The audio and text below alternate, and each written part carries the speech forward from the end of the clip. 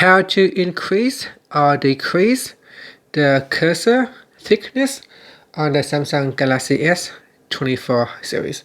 Now if you take a look at this cursor right here, that is the cursor thickness, so we can make it thin or thicker.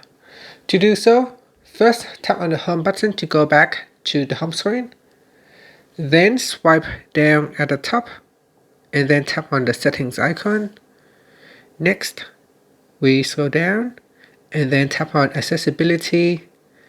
After that, tap on vision enhancements. Now scroll down and then tap on cursor thickness, and in here drag on the slider bar to the left to make your cursor thickness thinner or thicker by simply dragging the slider bar to the right.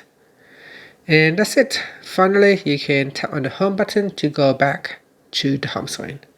Thank you for watching this video. Please like and subscribe to my channel for more videos.